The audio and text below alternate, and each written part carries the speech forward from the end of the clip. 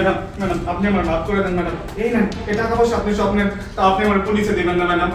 আরে তুই ভয় পাস না, আর আমি তোকে পুলিশে দিব না, ঠিক আছে? আমার তোকে দেখতে তো আমার ভাইয়ের মতো, তোর মুখটা বের করতে একটু দেখি। ম্যাডাম আপনি এগুলো কি করতেছেন ম্যাডাম? আমি কি করে আপনার ভাইয়ের মতো দেখতে হবো? আমি হলো চোর, আর আমি তো এখানে ইচ্ছা করে চুরি করতে আসি নাই। ম্যাডাম আপনি আমার যাইতে দেন ম্যাডাম। আরে তোকে বলেছি না যে তোকে আমি পুলিশে দিব না, আর তোর মুখটা একটু খোল, তোকে একটু দেখি, তোকে সেম আমার ভাইয়ের মতো দেখা যাচ্ছে। ম্যাডাম আমি কি সত্যি মুখটা খুলবো? খোল খোল।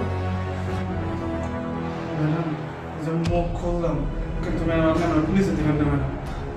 আরে না, তোকে আমি পুলিশে দিব না। আর তুই তো মাশাআল্লাহ দেখতে খুব সুন্দর, আর তুই জানিস তোর মতো দেখতে আমার একটা ভাইও আছে। কি বলবো তোকে দুঃখের কথা, ছোটবেলায় আমি আমার বাবা মাকে হারাই।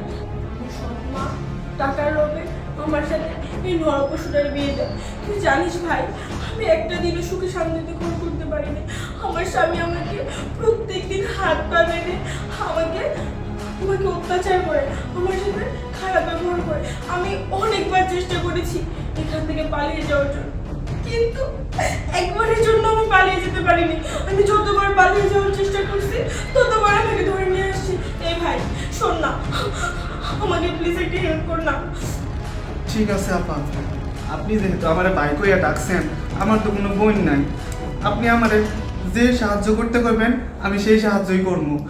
আমার জীবন দেওয়া হলেও আমি আপনার সাহায্য করবো ম্যাডাম, কিন্তু আপা আপনি আমার পুলিশে দিয়েন না। হ্যাঁ তুই তো আমাকে বোন বলেছিস, আর আমি তোকে ভাই বলেছি।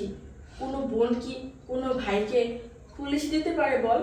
ওই ভাই তুই আমাকে প্লিজ একটা হেল্প কর না। তুই কোন দরজা দিয়ে এসেছিস? মানে আমার স্বামী তো আমাকে আটকে রাখার জন্য বাড়ির চতুর্পাশে যত দরজা জ্বালানো আছে সব কিছু লাগিয়ে রাখে। তুই বল না ভাই, তুই কোন দরজা দিয়ে চুরি করতে এসেছিস? সেই দরজা দিয়ে আমাকে বের করে নিয়ে যা না, আমাকে একটা নতুন জীবন দিয়ে দেয় ভাই। তোর বোন তোর কাছে একটাই আবদার করছে। আমার আপা আপনি যে কথাগুলো কইলেন সেগুলো শুনে আমার বুকটা ফাইটা যাইতেছে। আমি এনে আইছিলাম চুরি করতে, কিন্তু আপা আমি আসলে চোর না। আমার মা ভীষণ অসুখ, সে হাসপাতালে ভর্তি, তার চিকিৎসার জন্য অনেক টাকা লাগবে। মানুষের দাঁড়ে দাঁড়ে গেছি কামের জন্য, কেউ আমার কাম দেয় নাই। কিন্তু কি করবো আপা, এখন তো আমার মারে বাঁচান রাখবো।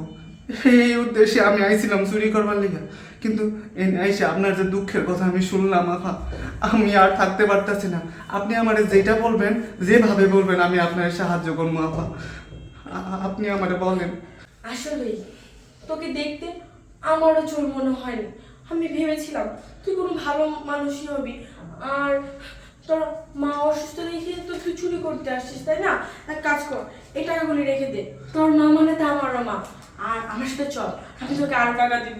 কিন্তু ভাই তুই যে করে হোক তুই আমাকে এই জাহান্নামের থেকে আমাকে বাঁচা, আমাকে প্লিজ বের করে নে। চল আমার সাথে আয়। আমি আপনার সাহায্য করুন, চলেন।